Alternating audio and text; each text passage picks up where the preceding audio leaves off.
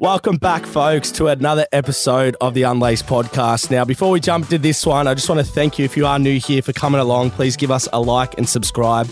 And if you are coming back, you know I love you. Really, really appreciate you. It's how we grow here. So thank you so much. If you haven't seen our last episode with the Galactic Oz, the #1 soccer podcast in this country, those boys were fucking wild, Braden. We left and Braden goes, what did you say? It was felt like a jackhammer was in here for about an hour.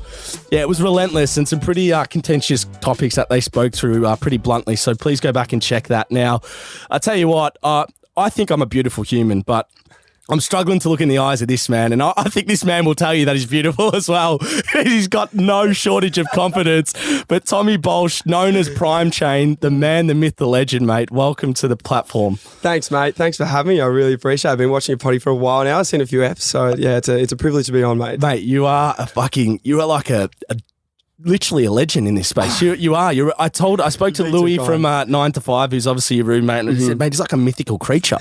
Like, sometimes I don't think you're human with some of the stuff you're doing, but mate, it's pretty special what you are doing. Like, thanks. Most recently as well, like some of the stuff that blows me away is like the amount of kids that come up to you in like local parks or just places and the autographs you're signing. Like, is that a bit surreal for you at times? It's crazy for me though, because I'm a local football, local footy player. That's the thing. It's like, bro, like sometimes when we go out and people, I think it's because we're a little bit more accessible and people feel like they know us a little bit more, so they're a lot more comfortable coming and asking for a photo than what they would if they went out and saw like an AFL player. Now, so you made the move down to Melbourne. Very recently, a couple of days. Yeah, a couple of days. So I literally drove from bloody Noosa to Melbourne, and I dreaded it, man. Have you ever done that drive? I've done to New South Wales, near sort of Byron. 10 hours? But yeah, 10, yeah. Even a bit more, Byron, 15. Probably that. Yep. So, but I did a stopover, but it's boring as fuck. Bro, I dreaded it so much. But I actually, it sounds a little bit cringe, but I did a bit of soul searching, bro. It was actually really good. What did you find? Tell me, what did you find? A lot about myself. You learned to like yourself or hate yourself? Mate, I love it. Was it just you in the car? Just me in the car, yeah. Oh, wow. I actually had someone that said, fly to Sydney and do the second half with you. And I said, yep, let's do it. That'll be sweet. But then I had to pack everything obviously into the car. I didn't have that much room. So I was like, don't stress, man. I'll just do it by myself. And it was really good. I listened to a lot of Triple J. Shout out. I'd never used to really like Triple J. And now I've got like a whole playlist of Triple J songs. No way, dude. Didn't go like obviously on your phone that much. So it was just like a little bit of a switch off for a couple of days. Got a lot of, I'm always thinking as well, like I'm always creating in my mind. I'm like, this what I want to do with content. This what I want to do with business. Like, let's make this business. Like, let's keep pushing when we get down there. So the ideas are just flowing. Absolutely. What's the driver for you coming to Melbourne and now? Like, what was it that felt right? Everyone's asked me that question, and for me, it's a simple one. It's business and content creation, all that sort of stuff. It's really difficult in Noosa. I've got a footy team and all my mates. A lot of them are tradies. A lot of them are working 9 to 5 sort of thing. So to live in a content creation house with some other fellas that are going to help me, can hold a phone for me when I need it, or like we can bounce ideas off each other and all that sort of stuff. It's like it's just key for me. So that's what I want. Yeah. I'm surprised how you obviously had a really great platform and foundation to build off, but the amount of like leverage and connections you were making up in Noosa, which is like out of the epicenter of AFL and in a sense, was remarkable. I can't imagine what you're going to do here. Yeah, that I think it was funny because I was saying to some people, in Noosa, I was like, I'm going to move down to Melbourne and it's going to be great. And I can see, I've got a vision of what it's going to look like, and I know it's going to be, if I work really hard on it, I know it's going to be successful. But a lot of people to me were like, I don't know if it's going to work. I'm like, you guys don't have the same kind of like vision and drive that I have, and I know that it's going to work because I know that I have a lot of athletes down here that I'm going to be training with and working very closely with, and the opportunity is like doing this. Like we don't have the opportunity that much in Noosa, so moving down here I think is just a massive advantage and step in the right direction for me. Awesome, bro. Now, I actually just realised I forgot to plug this. I'm wearing a Rolling Stones top because I am with a Rolling Stone as well. I thought I'd take the absolute Michael out of him. We've just met, and that's what I thought I'd do. But did you watch the AFL? I just want to go into the season gone. What was your thoughts on the GF? Bit of a whitewash, but... Hey, my old man's a Cats supporter, so I was stoked. I was really happy for him. I'm an Essendon man. Who are you? You're St Kilda. You're a St Kilda man. 56 drought. 56 year drought. That's all right. We won't talk about it. Sorry for bringing it up, bro. What the fuck, bro? we just met. Don't bring it up, man. Yeah, it hurts. It's for me. It's Essendon. They're on the right track. They'll be all right.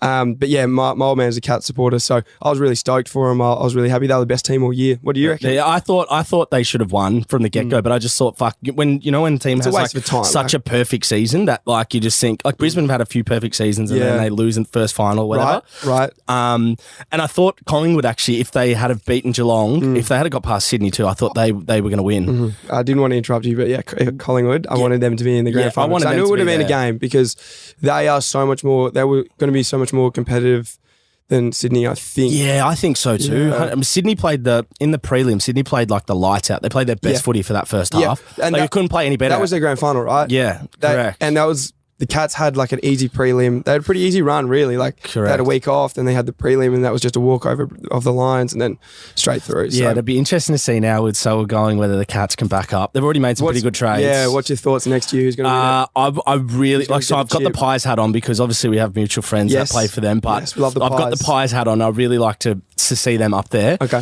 I don't really know. I don't think Geelong's going to be up there again. I think they're going to slide. You reckon? I think Carlton will really improve. I think that's going to burn. It's revenge season. Revenge, because they were fucking pretty good for the whole year. I mean, you know footy much better than me, and your actual content, you can tell you've got a beautiful shoe. You're a natural footy player, which I want to go into a bit further. But just from your brain perspective and the way you watch the game, who do you love to watch? Like, who's your type of player that you would sort of pay to go watch in the AFL? Great question. There's a lot of players, I think, that are really interesting. I think that the return of the big forwards really interesting. So the return of someone like a Charlie Curnow who had a fantastic year this year, just an exciting footballer. And then you've got all these other players like that are real highlight players, which I love to watch. Mitch Georgiades, shout out him, one of my athletes. Is he so we Port? love him. Yep. Yeah. Shout out to him. Someone like Shai Bolton. You know, I love watching him play. Just these highlight machines, bro. And like, I love going Richmond's a good one, just as you mentioned. They just got Taranto and Hopper, was it? They'll be back. And if Dusty's staying now, so if Dusty can have a really strong year, not get injured, because maybe he was injured a lot this year. Yeah, they're still in a window, I reckon. Yeah, I agree. And they've got such a good coach. They've got really good facilities. So I see the Tigers being back up there. Now, with your content brain, because I think you'll appreciate like people like Mitch Robinson who do like Rob vlogs and all that sort of stuff. Do you think it would be great to see more AFL players tapping into that space, like doing more of that with their platform? Yeah, like I think that's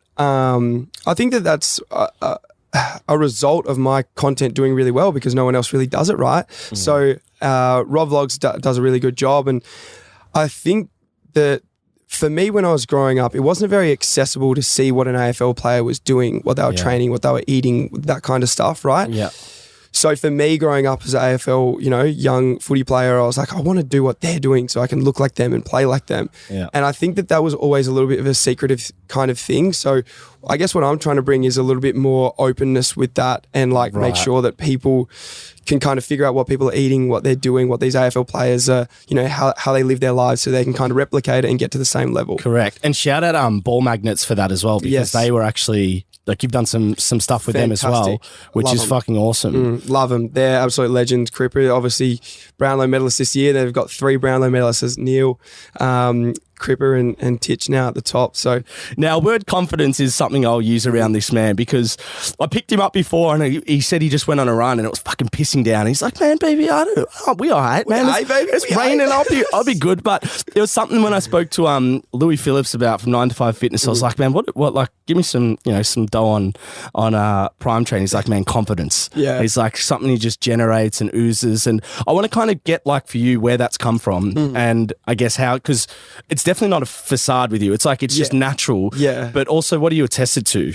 It's a really good question. I think that whenever I'm the same as everyone. I have confidence sometimes, and then other times I don't feel great about myself. I think we all fluctuate, and that's normal. Like I'm not going to sit here and say I'm confident all the time because sometimes I am. That's what a lot of people see. But we fluctuate. We all do. So, and when I know that I'm a little bit down, I know I've become an expert in what I need to do to change that. Right. So.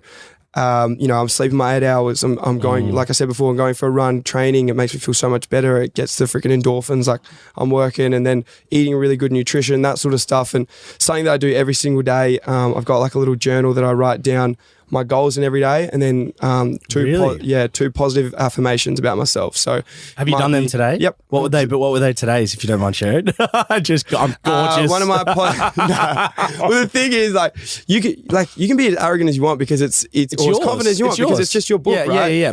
But like. It could be anything from, like I love my dog, or it could be like, I love the way that I look, or that I love the people that I live with, or it could be, I love the weather, or I'm lucky to have a roof over my head. Like it could be anything that just puts you back into like, how lucky am I today kind of thing. Because a lot of people get like, I want more. And it's like, hold on, just take a step back and be like, look what I have. I'm so lucky for what I have kind of thing. So I guess that's what I really, am really controlled with, and I think that really aids my confidence. Any time that I feel a little bit like down, I'll go back to those affirmations and be like, I'm good, I'm sweet, I'm fine. We are, eh? Yeah, we are. Yeah, we are. Yeah, well, so I'll go back to that. This also ties into a little bit around your business stuff as well. But I also think like when you're super fit and you're working out a lot in whatever way that's possible for anyone, that you gain a confidence and an edge about yourself, and whatever space you're in, you tend to grow up and get up a bit. Do you find that as well with obviously your clients, but your own self when you're working out and you're super fit? Yeah, 100%. I think that everybody, a lot of people come to me and they're like, I'm feeling a little bit down, or I'm feeling a little bit depressed today. I'm like, have you worked out? Have you eaten good food? No, I had Macca's last night. No, I haven't worked out today. No shit, bro. Yeah. No shit. You feel like shit. Of course. It's Dude, a recipe. Go and do these things. Like, it's just like tried and tested that like these things work. And I think that a lot of people get in their own head and like, I feel crap. Bro, you're not doing anything to help yourself. You're not doing anything to help your brain. So once you start doing those things, getting those variables correct, bang, you're good, you're fine, you'll be sweet. And any time that I start to feel, a little bit down, I'm like, hold on, I'm not doing this, I'm not doing this, I'm not doing this. Yeah. And then I'm fine, I'm sweet. Yeah, so that's why routine's probably important for you as well. Because I think I've heard you speak about routine, like how important it is for you, like getting up certain times, exercising. Something I praise, 5 a.m. wake up. Yeah, 5 a.m. 5 a.m. club. Oh, mate, you're in that. It's off chops. Yeah. It's literally, it changed my life. Clear head. I don't even need caffeine like most of the time. So when I did have a coffee, not gonna lie, because I had to shout out to one of the new coffee places in where I'm living. So I had to go there, had to find the local. Love that. Support local, but it's once you start to get your sleep right, you're sweet, you're fine, you can get up 5 a.m, you're good to go. Now, can you take me back to like when the Prime Train business started and the trigger or the light bulb moment where you wanted to get into this space, and I guess just defining a little bit about what it is for the listener that might not be accustomed to it? So I think that I'll go back to the start of it, and I think that it started during COVID, which a lot of businesses did, because you kind of get that kick up the bum. You're like, I wasn't getting any Centrelink payments, I wasn't getting like anything. I'm like, bro, I have no money, like $20. Like I need to figure out a way to make money. So I started off making a 8-week bodyweight program.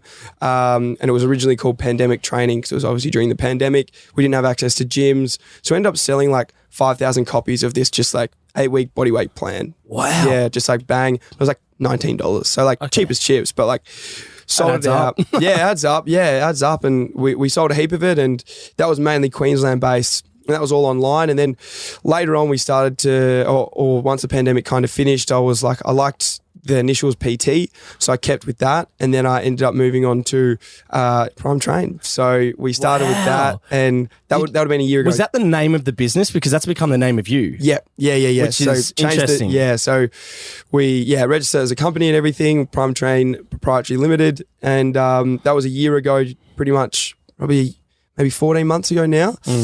Started doing TikToks and everything and posting on Instagram, and I was very fortunate that things started to, I started to figure out the algorithm. I started to figure out what was happening with how to get a viral video. And for me, that was a massive thing, in researching and all that. Like a lot of people think, oh, you're really lucky, Nah, bro, it's not luck. Like there's a lot of trial and error and testing that went into this to figure it out. And also a lot of work behind the scenes that I do, like to make myself look good, because at the end of the day, like, if you're going to take your shirt off on social media, you want to make sure that you can attract people's attention. Correct. With it. And you're the product of the Prime Train business, right? So who's going to buy, people aren't going to buy my program if I'm not athletic. Yeah, so of course. if I'm going to be an athlete trainer, I have to practice what I preach. So, absolutely.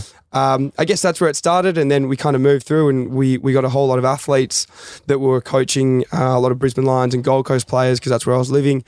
And then more and more interest started coming in. We got Todd Mitchell came on board, and then we started linking up with a little bit of content and working with him. So I guess that's where it all started. And now we've got, I think we've got over 1,000 athletes now on a program. That's good. So pretty much you're creating programs for athletes, either working with them one-on-one or sending them out to them and like keeping up the feedback. So it's mostly online at the moment, but now that I've moved down here, it's going to be a lot more one-on-one. Right. My pro athletes are more one-on-one based than what my kind of just normal, I guess, younger athletes might be. But if there's a younger athlete that I feel like needs a bit more work, then I'll do some one-on-one stuff with them. Okay. But yeah, I think that the opportunity is there for anyone to do that as well. Like I think there are a lot of people who are very scared to start and put themselves out there. So I guess my advice would be don't be too scared and go and do it. So was like the fitness training, was that stuff you always loved? Is that why you got into it as like that PT aspect? Yeah, Is that something you just wanted to do? I started off as a, as a personal trainer. So I finished school and then went and did my PT certifications and strength and conditioning and all that sort of stuff. Then I went to uni and did sports journalism, and I was still working as a PT, right? And I was doing sport journalism and I was like, this isn't my passion. Yeah. Finished my degree. I'm still only 22, so I'm still pretty young, but finished my degree and everything. And the whole time during my degree, I was studying sports science. Really? I was going to sports science classes and stuff. So I didn't you weren't even in that? Didn't even get, no. But I would just go to lectures and stuff and just, because they don't check. So you're generally interested So I was generally interested. I'm like, but then it was probably, and I got to the end of my journalism course and I got the piece of paper. I'm like, sweet. So I can fall back on that if I ever need to. But I've got all my certifications to do the training, and then involved in Prime Training, we've got sports scientists. So we have 3 sports scientists involved that help me a lot out with the programming and stuff. My program is very sound, but it's also, like we said before off air, it's more about the people around you, and having that connection is so important. Yeah, it's powerful to the bit. So when did the penny drop to like really go hard on the content? Because obviously you're building the programs and feeding them out to people, but when was like content like front and center of? I think when it started, when we started to hit our max of kind of like through Instagram and Facebook organic reach, and then it was like, because TikTok's not really organic reach when you think about it, because Mate, it's abnormal. Yeah, because it goes on the For You page and you can reach all these different audiences, and a lot of my favorite, I guess, things is when I go into the to the Shopify and I see people from Denmark and Austria and United Kingdom and stuff buying the programs, and I'm like, bro, this is insane. Global. Like this is what I couldn't do that if I was just posting kind of normally on Instagram and Facebook. TikTok's a completely different game, and you can reach thousands of people in different 100%. countries. Are you seeing this stuff before it happens? Like I'm big on manifestation and like,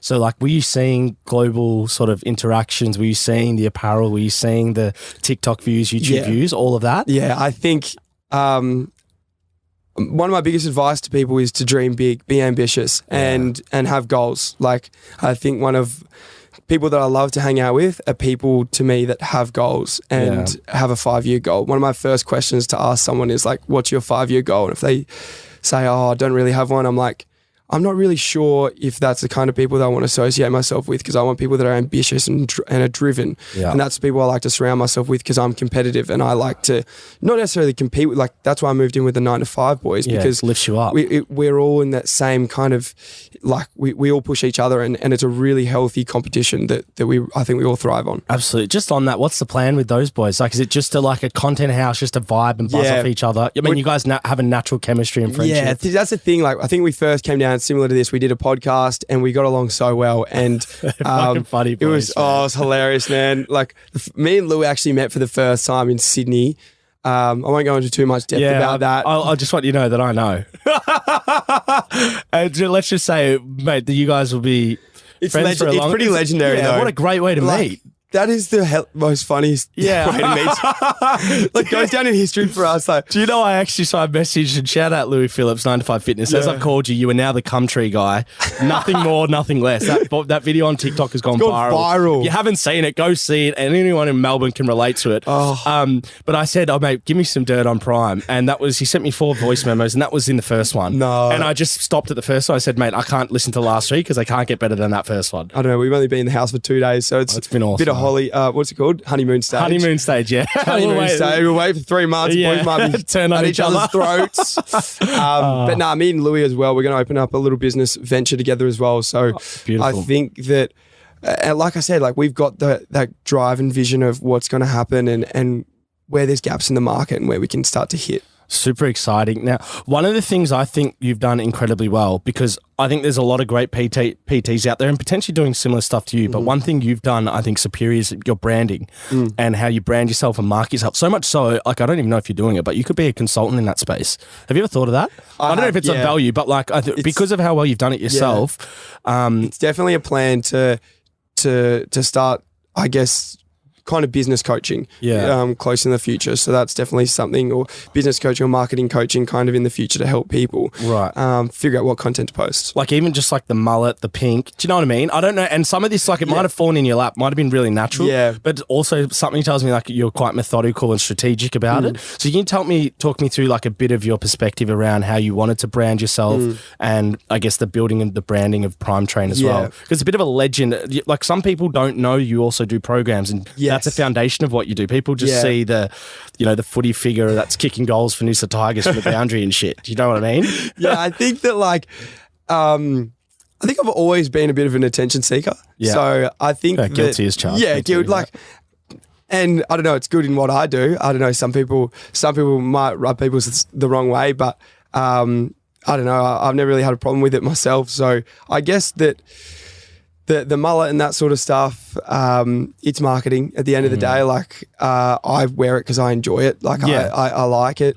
Wear it like I'm wearing a wig. It's real. And it's funny on a night out, I get people coming up like pulling on it. They're like, is it real? I'm like, bro, don't touch me, man. Yeah, that'd be my pet hate with it. I know. Has that ever happened on the footy field? Just I can imagine field, that would be a go-to to rev you up. Footy field's crazy. Yeah. Some of the abuse. Anyway, I think that, but I've always been a pretty vibrant kind of person anyway. So whether it's my persona or what I wear, I like to wear things that kind of match what I feel like. So obviously, I'm in the pink jumper at the moment and the pink hoodie, and I think that comes with the brand. And I think it's as well like the confidence to kind of go against the grain a little bit. Yeah. Like, because that's what I've done with my content from the start, and with my brand from the start. And I think with what people wear and stuff, I want other people to be confident and feel confident in what they wear. So if you want to wear a pearl necklace, like go wear a pearl necklace, bro. Like that's what I do. I'm like, bro, who cares? Like if someone's going to give you a little bit of stick about it. Yeah, as long as you're happy. If you feel comfortable, then why would you, if you feel uncomfortable wearing it, then don't wear it. Correct, but if it's something you want to do, bro, world you always do, go 100%. For it. For anyone that's wanting to get fit and wanting to get your programs or buy some of your cool apparel, where would they head? Straight to the Prime Training website. You can literally just Google Prime Train or Prime Training. And is that high up in the Google algorithm? It'll be the first one on the Google algorithm. We got a lot of 5-star reviews. Baby. We out here, baby. Let's go. We out here. It's still actually put as the Noosa house, so I might have to change it up. But I don't really want people knowing where I live here. Yeah, I wouldn't suggest that in Melbourne. Yeah, no, maybe Noosa a different ball. Yeah, Noosa. You'll get the young guys living. That's why they'll be tuning in just to grab that address. Yeah. Guys, my address is. Just to go on to for me, because with your obviously stature now, you're obviously getting a lot of brands and people reaching out, and how you navigate your alignment with brands. I think I heard on the 9 to 5 Fitness you had like Doritos reach out and he's like, that's just not a fit. Like, I was like, bro, like that doesn't fit with my content at all. So I was like, sorry Doritos, like shout out, we love you. But I respect that though, because a lot of people would just be like, fuck, there's cash there. Yeah. There's cash grab, it's just a packet of chips. Well, there was someone that I watched that did they were a Richmond supporter and they were a Collingwood supporter and they did a Richmond like membership plug, like put themselves on like the bridge. Oh no. And they were like, I'll do anything for a bag. I was like, unfortunately that's not me, but I'm also fortunate that I'm not looking for money. Like you don't need to jump. I'm not trying to say like, I'm not saying I'm a freaking baller or anything, but like no. But like I'm comfortable with people buying my programs and my merch that I don't have to jump at something that I don't necessarily need to jump at in terms of brand deals. Got you. So when you think about like just go back to branding, particularly of your business, and this is just for the listener out there, what are some of the key items or the key sort of pieces around branding that you think everyone should be implementing when they're building a brand, like whether it be a podcast, clothing? Yep. I think that one of the first thing that I did was a really good logo. Right. Absolutely key. Like fucking oath. Absolutely key. You get a good logo with a really good colouring. that you know that you can make merch out of, that if you've got plans in the future, maybe if you want to make a gym or you want to make like a hair salon, think about the colors of, like, the coloring so important as well. Like, you know, a lot of people go, if you go for red, that kind of might mean something. If you go for a blue, it might mean something. If you go for a green, it might mean something. So it's kind of about, you got to be careful of the coloring, but then just make sure that you've got a really cool logo. I love my logo. Yeah, it's just me, bro. I'm big on name and logo too. I can't get past that. I think that that's the most key thing. And yeah, get something that, like, I went with Prime training because I know that relates to, like, good, you know, the best. Yeah. Optimus Prime, you're the best. Yeah. You're the best Autobot. I don't care what it is. Gotcha. Like, so when people think of Prime training, they instantly in their head, they're like, that's the best place. Right. I want to go there. Okay. So who would you be drawing inspiration from in the content space? Is it people in your field, or are you just looking at, like, left field people that make content, you're like, they're cool, you get their vibe? Yeah. I think a lot of people ask me that, and Or do you not watch much? I don't really, like, I've never really been a big watcher of other people's content. That's cool though. I like is- that because you're probably focused on your own shit. Yeah, like, I just don't. I've got enough of a creative edge, I think, to just kind of do it by myself. So I've always been lucky with that sort of thing. But in saying that, you know, there's a lot of other people that do similar things to me. But I've figured that out after I've done my own stuff. And people are like, I started doing these like 1v1 marking challenges, which are like so sick. I did them in Adelaide and around Queensland. I'm going to do one here. And then, like, the winner gets $500, and it's like so cool. Can we talk about that actually? Because like, because isn't there also like a 1v1 kicking comp as well? Yeah, so you do like 1v1 goal kicking comp, and then you do a 1v1 marking comp, and the marking comps are so sick. Do you know how fucking big this is? This is why I referenced, like, when I was doing that theatre at the start, it's because of shit like this. Yeah. Because you just go location this time, and then a flock of like kids and people, boys and 100 girls. to 500 people come every time. And I'm like, what the No one in Australia is doing that across any code. And that's what's remarkable to me. That's when I was like, oh, it's a real fucking community and like a cult. It is culty, bro. It's culty. I'm like, it's guys, a bit chill weird. out. And then people fucking little mullets slide out. I put like little designs on the side of my hair sometimes, and people rock up there, oh, I got the Prime cut. I'm like, bro, that's sweet, right. bro. I just fucking go to school, that's kid. sweet, but like your school's gonna get angry at you, man. What was the motive to start doing that? When did you think you had enough leverage to like, oh, this is gonna grow and this is gonna get people? I didn't even no second thoughts. I was like, let's do it. If 2 people rock up, if 500 people rock up, who cares? Like, let's just do it, because I think that's as well something that holds people back. They're like, oh, what if 2 people rock up? It's right, like, bro. Who gives a fuck? But that's a stepping stone, right? The bigger the setback, the bigger the comeback. So I'm like, let's just go, let's do it. And yeah, started posting these 1v1s. We've got one in Adelaide, which was I haven't edited it yet. That's where you just were. Yeah, just where like a week ago. Yeah, and it's absolutely off its head. It's so sick. We had like some of the Port Adelaide boys there and stuff, which was sick. So they came along to it, and the winner won $500. And this guy took like the sickest one-handed grab. Oh, that's amazing, it's dude. off the shop. So I can't wait to get that content. That must be pretty like fulfilling for you, those experiences. Like, kind of just like, do you pinch yourself when you're doing that? Because like you said, at the end of the day, you are a local footy player. Yeah, literally. And this is like, and that's why I put, in some regards, I put you above some AFL players, because I'm like, the Colts. Yeah, like I think, like I said before, it's that accessibility, and you know, no other AFL players are going out and doing like a 1v1 challenge and like meeting, you know, all these people kind of thing, because you know, they're just not as accessible, and whether that's the club or that's them, I don't know, but I guess that gives me an opportunity to do what I do, right? So there's a gap there. So I definitely jumped at it, and a lot of people think that I'm a better footy player than I actually am. Oh, really? Yeah, maybe because I post all my highlights. Yeah, well, this is going to tie into the game day vlogs, which I want to go into. The only thing I know of you is like taking a hanger or kicking an absolute beast from the boundary. Everyone sees that. They're like 2 touches for the game, and I'm kicking Really? one goal from the boundary, and everyone's like, bro, this guy's a gun, he should play AFL. I'm like, bro, I've had 5 touches. You should do a bloopers one just to like level it out. Yeah, I have a bloopers video. But people are hanging off those game day vlogs, man. Like they love them. Like I enjoyed watching them. 'Cause I'm like, fuck, who's he got this week? Like, and he's playing for Noosa Tigers. I'm like, hold on a second, Jake. What the fuck am I doing? Why am I attached to Noosa Tigers all of a sudden? We were the people's champ, bro. We were the people's champ. Everyone was like, go Noosa Tigers. Heaps of people tune in, man. It's crazy. We got most of the YouTube vlogs get around 50k views. So that's so cool, bro. That's as well. Like, people forget that that's money as well. Like, you know, you get paid from YouTube. So that's as well an income source for me. Yeah.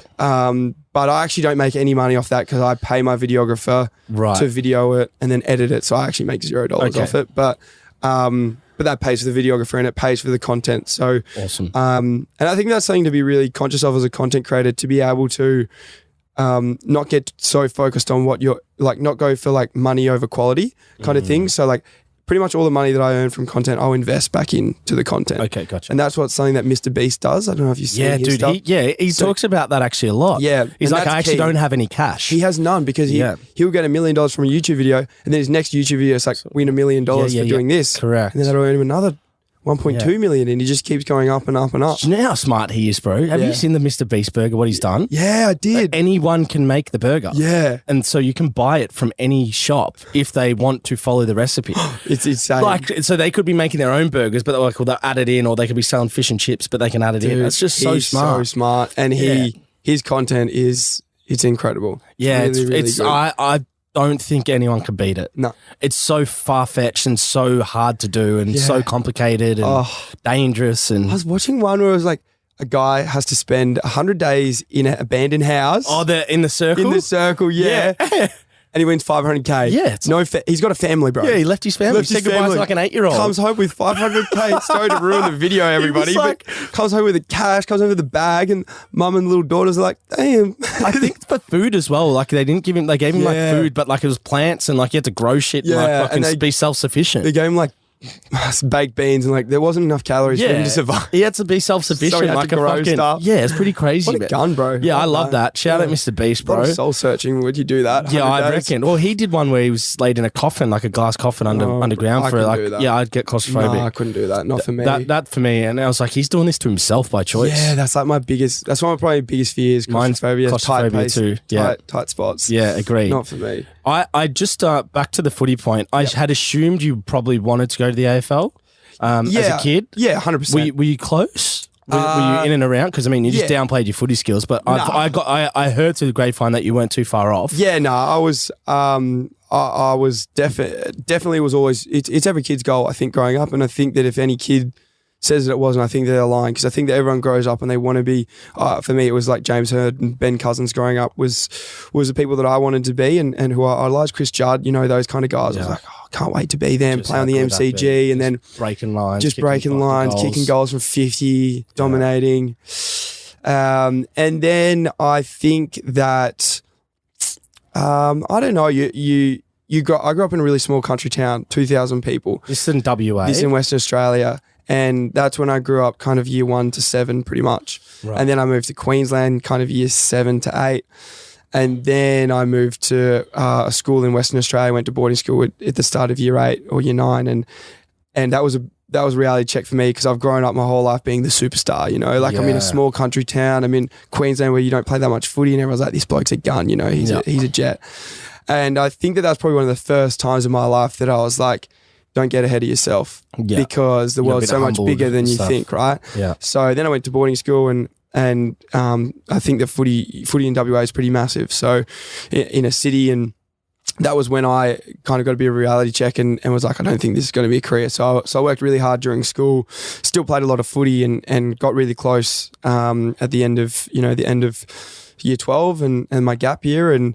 But at the end of the day, mate, I actually I found, footy's always been my passion, right? Yeah. And I've still found a way to make a living off it, and that's not playing at a professional level. Fucking amazing. So it's really hard to do that. It's really difficult. And I think that anyone that has the passion for footy, you can make a living out of it, whether it's training AFL players, whether it's, posting your own content. If it's local footy, you can still do that. Like, don't be, just because you made it, like, there's so many other avenues. Like, I go up next week to play in the NTFL and like fly in and out of that in Darwin, and like that's such a fun opportunity to do. And you can't do that if you play AFL. Like, you have so many avenues to go through with that. Do you reckon, I don't think this will sound too crazy to me and you, maybe to some of the listeners, but do you reckon the way you've positioned yourself and marketed yourself in the local footy space, that some kids might actually, like, it's cool to play local footy. It's cool to want to be prime trained now.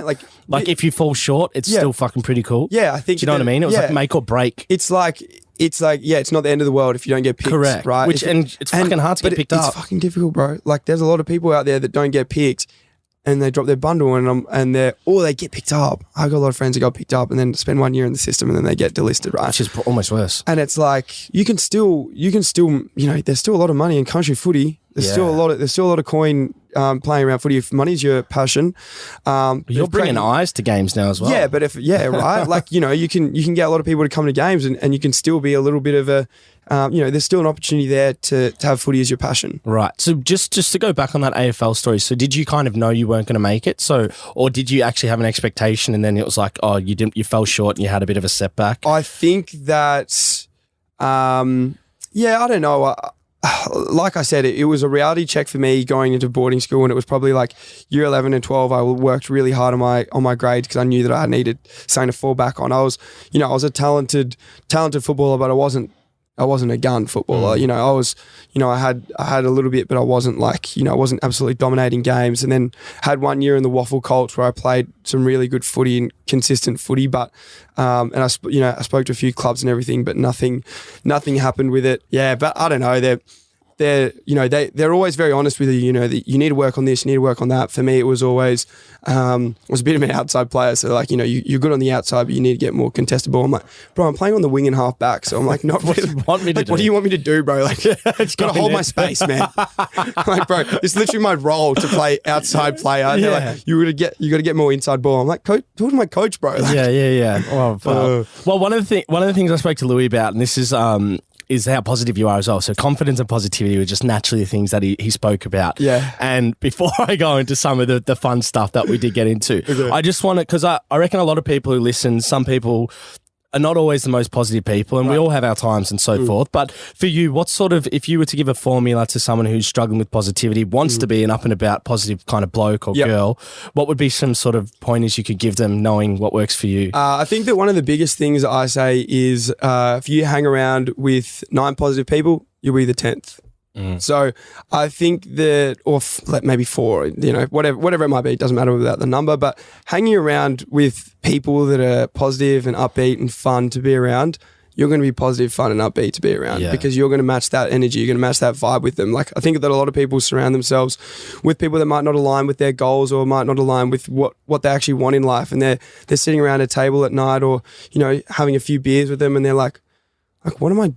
Why am I here? But people aren't that self-aware. Sometimes they kind of just go with the flow and they don't want to change the path they're on. And 5 years goes by. Yeah, 5 years goes by. I'm like, fuck, bro, I'm 25, I'm 26, I'm 27. Yeah. I've missed the funnest years of my life, and I haven't been hanging around the people, they still haven't done anything kind of thing. I still haven't done anything. It's like, it's not where I want to be. So I think that being really self-aware is important. But yeah, hang around with positive people and find that good group, find that vibe with people, and you'll be sweet. But like I said as well before, like writing down your affirmations, writing down your goals. I think that's really awesome that you do that actually, man. That's really cool. At 22 years old, it's something really special. I swear by. Writing down my goals every day. I've got a financial goal, a personal goal, and then like a fitness goal as well. Do you know what's funny though? A lot of people probably know that that's going to help them, but not everyone does it. Too lazy. Yeah, don't want to do it. Yeah, it's not that hard. Just have it next to your bed. And I sometimes I put myself in that category too, but that's why I think it's really admirable at 22 that you're doing that and consistently more so. Yeah, because it's easy to do the odd day or when you're feeling down. Yeah, like Matthew McConaughey said, he's like, everyone journals when they're down. Yeah, it's like why don't you write when you're up so you know what works? It's consistency, right? Though, because like a lot of people change things when they're really positive and change things when they're really negative. Like just if you get a bit of a routine sorted, you can be consistent with it. So yeah, I think that's one of the biggest keys. Do you know what a word on the street is about you as well? Oh no, unbelievable on the dating game and chat. The old Brian Train. Unbelievable. Apparently it's just a natural skill. Good born with it. Yeah.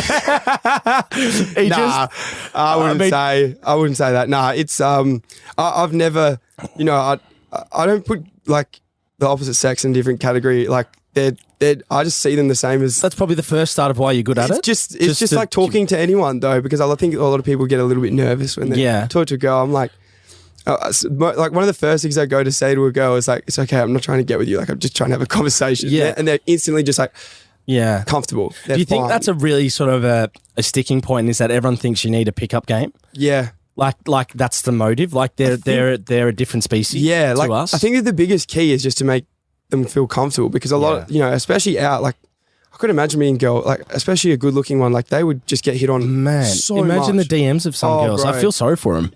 I feel sorry for you beautiful ladies out there. People don't even understand. Like I get a lot of DMs like, how can I work on my jumping, or how can I work? that's okay. Imagine getting like, hey, what hi, you do? sorry, did you see my last message? Fire react. You're the Bro, hottest girl ever. if you're gonna enter the DMs with a fire react or a love heart, good luck, just man. go, because you're Good the same luck. as every other guy. Like, say something a little bit witty or something like, how many replies did you get off this or something that entices a conversation, because then you can get going with it. Because why I wanted to bring that up, and it wasn't to clout you out or anything, it was actually to kind of give some advice for people, because I feel like there's a lot that we can learn here. I say we, but no, you're right. No, I'm actually fantastic. Come on, but mate. anyway, I've heard you're right. no, but just in regards for some people that like are intimidated or struggle with communication, I think one of the things you might have even answered there was just being genuine. Yeah. But for those that like to next night out when they go out and they see a girl they like and like, fuck it, why not? Yeah. What would be some sort of the prime train tips? It comes back to confidence, doesn't it? Like the instance that you put someone above you, you've already lost the game, right? So like if you're like, oh, she's so good looking, she's too hot for me, like you've already lost, because you go in there like shriveled up. You're like you're a shell of you. If you go in there, genuine and confident, then it's a lot more attractive, I think, to women than just going in there a little bit. Absolutely. A little bit scared. And just like chill out. Like the instant that you put someone on a pedestal higher than you, it's the same with a lot of people that I meet. Like when I'm fortunate enough to, meet, like you said before, like Neil and Cripper and Titch, and like I just treat them the same as everyone else. They're just a guy. And they respect that. They love that. They want to be treated like 100%. You would know better than anyone. Yeah, it's man. just half the people I'm around, then for what they do, I think I'm around for normality. Yeah, exactly right. Because I'm the clown and all that sort of stuff, and it's like, oh, this is what you can do whatever you want as well in public. Exactly right. So they can watch me do it. There's no cameras around that can hurt. Yeah, I can't be drowned. You can do whatever you want, bro. Yeah. Film me, boys. Film me. Yeah, literally. I went to the Collingwood president at the Copeland. Yeah, I saw you went to the Copeland. The Collingwood president. I think came over and said hello to Geordie and stuff, and came over to me and said, "Hi, Geordie's personal physio, mate. Nice to meet you." Like, tapped him on the back. Good man. Just like random shit like that, just throwing dimes, and the guy's like looking at me like, "Oh, personal physio? When did he get one of those?" But there's connections as well, right? Yeah. Because the instant that you talk, remember that the instant you talk to one person, could be a girl or a guy, they have 10 friends that they'll tell, and if you're genuine and nice to that person, that's 11 people that like you now. Yeah. Right? Because you've talked to one person, they've talked to 10. Beautiful. So I think that that's such a key thing. Like if you're, if I'm mean to you, that's 20 people, right? Maybe 100 that think that I'm a wanker. Yeah. So you got to be really careful with, just be kind to everyone. I think that that's the biggest advice that I could give to anyone, because then, you're just on everyone's good side. Courtesy costs you nothing, man. That's beautifully said. Can't disagree with that. Now, it's beautiful. with the prime train business, because I know you're a visionary and you look down, do you have an end goal in mind? Do you have a sort of a place you want to see yourself get to that you're building towards? Yeah, I think that having my own gym has always probably been a goal for me, and something that I would really like to have. Wow, the big prime train on the fucking yeah, boom. just a big life-size statue out the front. Taking a hanger on someone. Yeah, that would be awesome. No, gee, tickets on himself. Yeah, that would be perfect. Oh my God. Yeah, I don't know. I think, I've got plenty of goals that I've got set out, and, especially the next 6 months is to get all of my athletes, especially the pro athletes that are going to be working with me one-on-one, get them 100% in nick. And I think that the biggest, a lot of people think that the result of what they train, if someone looks good or if their performance is good, like that's the sign of a good trainer. Right, gotcha. But I completely disagree. I think that no injuries, that's the key, right? That comes before, because performance you can only change so much, because there's talent. People have talent. There's only so much that you can change in that kind of criteria. But if you can get an athlete healthy for a full season, that's the key. That's what separates a good trainer from a great trainer. Have you seen the George St. Pierre, the famous UFC fighter? Have you heard his trainer speak? No. I reckon you'd have a lot of alignment with him, really. bro, because he trains like one of the greatest mixed martial artists fighters ever, and George St. Pierre is kind of famous for never getting injured. Yep. And he has this thing around like people doing like, he used pull-ups as an example. And he's like, people might go in there and do like 3 sets of 10 and they might fuck the last set. Like, yeah, right. He goes, I'll go in there and just do a set of 5, just bang. And then the next day I'll come in and do 6. And he goes, the next day, you'll do that one pull-up for, you do 25 bad reps or whatever. Once, he goes, by the end of it, I would have done triple. Yeah. And I feel good. Right. And that was his concept. And I was like, it's changed my perspective on training. It's like, oh, wow, that was really fucking savvy. Yeah, I think that's the key with, that's the difference, because a lot of you've got strength and conditioning coaches, and then you've got, bodybuilding coaches, powerlifting coaches, but then you've got athlete coaches, and they're very, very different. Super different. It's a completely different ball game. Like, I'm much more focused on mobility and movement and sport specific movement. Like, in AFL, you got to get down really low. You got to get into those really difficult positions that you might not have to get into in other sports such as netball. Correct. It's more on the feet. You don't have to go down as much. But yeah, it's more important to make sure that you understand that, and then also having someone that's actually played the game is so beneficial. Yeah, because you don't understand the movements. Yeah, correct. You don't understand. And it makes such a big difference when you speak to someone that does, doesn't it? If you haven't played the sport, I don't think you should be coaching those athletes. I agree. Yeah, it's just like you just don't understand what's required for that sport, whether it's a fitness or whether it's fitness or movement. You just don't understand. I tend to actually agree with you on that. Now we've got this final segment, and it's something we've been building in the last few episodes. And I hope people are enjoying this, because this is the formula for success, people. Come on. And it's 3 traits that for me that I test to, like people that have success. And I just want you to pick one of the 3 that you kind of tie in or relate to the most for your sort of success. So it's out of drive, resilience, and ambition. And what sort of for you has been a key pillar to get Tom Baulch to prime train? Drive, resilience, or ambition. Yeah, it could, obviously all 3 are factors, but just one that resonates the most. I think it has to be drive. Yeah. I think it has to be drive. Drive for me is like the biggest thing, because ambition's huge as well. It's out of those 2. I think that drive and ambition's massive, because you have to have those big goals and you have to be ambitious 100%. But there's no success without drive. You can have ambition and no drive, and you won't be successful. You can have drive and no ambition and probably be successful. Yeah. Because if you're driven, at least you're still moving forward. Gotcha. If you've just got ambition, then you've just got an idea, right? And you're lazy.